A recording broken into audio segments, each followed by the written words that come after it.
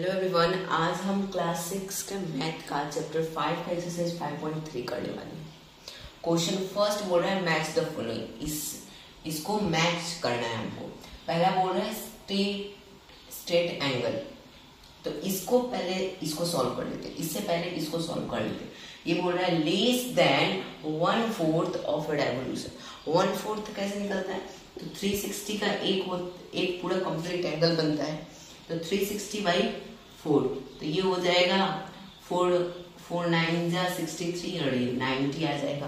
तो 1/4 का मतलब यहाँ पर 90 गया, मतलब 90 से कम, यहाँ पर 90 से कम की बात की गई है। More than half revolution, half of revolution, half revolution मतलब 180। 360 का होता है एक कंप्लीट एंगल, तो इसको हाफ करेंगे तो हमारा 180 आएगा। तो ये हाफ रेवोल्यूशन 180। ये बोल रहा है more than half of revolution, मतलब हाफ ऑफ रेवोल्यूशन से ज्यादा, 180 से ज्यादा।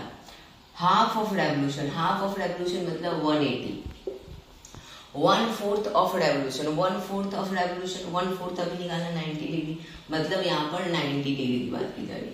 बिटवीन 1/4 एंड 1/2, 360 का 2 से डिवाइड करेंगे तो ये हो जाएगा 18, तो 180 आ जाएगा। तो यहाँ पर 180 मतलब 90 से ज्यादा और 180 से कम, 90 और 180 के बीच की बात करते हैं, मतलब 90 और 180 के बीच की बात की जा रही है। और ये कंप्लीट एंगल मतलब 360। अब इसको मैच करना आसान हो गया। पहला बोल रहा है स्ट्रेट एंगल। स्ट्रेट एंगल कितने का होता है? 180 का होता है। एक स्ट्रेट एंगल 180 का बनता है, तो 180 यहाँ पर सी वाला, तो इसका आंसर हो जाएगा सी। ये राइट एंगल की बात कर रहा है, तो राइट एंगल 90 का होता है, डी वाला सी, और ये डी वाला 90 है, 1/4 ऑफ रेवोल्यूशन, तो ये हो जाएगा हमारा डी। ये बोल रहा है एक्यूट एंगल मतलब 90 से कम, तो लेस देन 1/4 रेवोल्यूशन मतलब लेस देन 90, मतलब लेस देन 1/4 रेवोल्यूशन, यही हो जाएगा इसका आंसर, तो ये हो जाएगा ए। 4th नंबर बोल रहा है ऑब्स्ट्यूट एंगल। ऑब्स्ट्यूट एंगल जो होता है वो 90 से ज्यादा होता है और 180 से कम होता है, मतलब 90 और 180 के बीच की बात कर रहा है, तो ये हो जाएगा ई वाला। और रिफ्लेक्स एंगल क्या होता है? 180 से ज्यादा होता है, तो बी वाला हो जाएगा इसका। तो ये हमारा क्वेश्चन नंबर 1 सॉल्व। अब क्वेश्चन नंबर 2 को देखते हैं।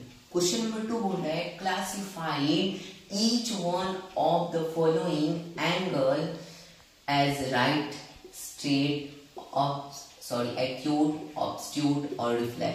मतलब हमें इन सब फिगर को बताना है कि कौन सा एंगल है, वो राइट एंगल है, स्ट्रेट एंगल है, एक्यूट एंगल है, ऑब्स्ट्यूट एंगल है या फिर रिफ्लेक्स एंगल है, ये हमको बताना है। ए बोल रहे, ए देखिए, इस फिगर को देखिए, अगर हम यहाँ से ये वाला लाइन गया है और ये वाला जब ऐसे जाता है, यहाँ पे ऐसे लाइन गया है, एक लाइन ऐसे गया है, तो जब ये ऐसे जाएगा तो ना ये वाला जो यहाँ पर एंगल बनेगा, ये राइट एंगल बनेगा, ये 90 का एंगल बनेगा, पर ये वाला तो 90 से नीचे आया, मतलब 90 से कम है, तो ये हमारा एक्यूट एंगल होगा, पहला एक्यूट एंगल। दूसरा इसको हम लेते हैं, यहां पर ये जो एंगल बनेगा ये 90 का है, लेकिन ये तो 90 से ज्यादा है, यहाँ पर 90 से ज्यादा है, और जो 90 से ज्यादा होता है उसको ऑब्स्ट्यूट एंगल बोलते हैं। ऑब्स्ट्यूट एंगल, यहाँ पर एक लाइन ऐसे गया है और दूसरा लाइन यहाँ से गया है, अगर इसको भी हम लेते हैं मिड पॉइंट, मिड एंगल, तो यहाँ पर देखिए, यहाँ पर राइट एंगल बन रहा है। इसको एक और तरीके से समझ सकते हैं कि ये परपेंडिकुलर बाइसेक्टर और या फिर परपेंडिकुलर लाइन है। तो जब परपेंडिकुलर लाइन बनता है तो उसका एंगल जो बनता है वो 90 डिग्री का बनता है। तो यहाँ पर परपेंडिकुलर लाइन है और यहाँ पर एंगल बन रहा है, तो ये 90 का बनेगा। तो ये हमारा राइट एंगल हो गया। डी देखो, डी देखिए, ये बाहर वाले एंगल्स की बात कर रहे हैं, बाहर वाले एंगल को बात कर रहे हैं, बाहर मतलब तो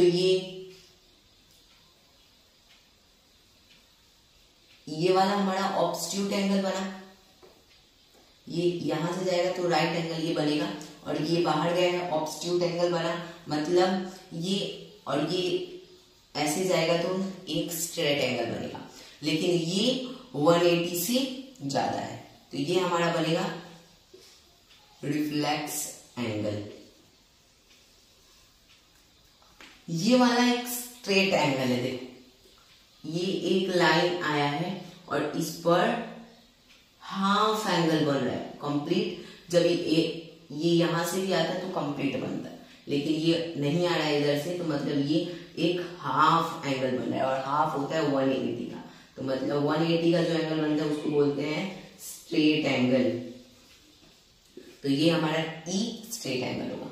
एफ में इस एंगल के बारे में बात की जाए तो एक ये लाइन गया और यहां से जब ऐसे लाइन है तो ये 90 डिग्री का एंगल बनेगा, लेकिन ये 90 से कम है। आप देखिए ये वाला ऐसे बढ़ेगा तो ये 90 से कम है, और ये वाला भी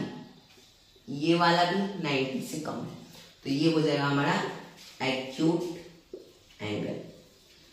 तो एक्सरसाइज 5.3 को हमने कर लिया है सॉल्व। अगला एक्सरसाइज नेक्स्ट लेक्चर में।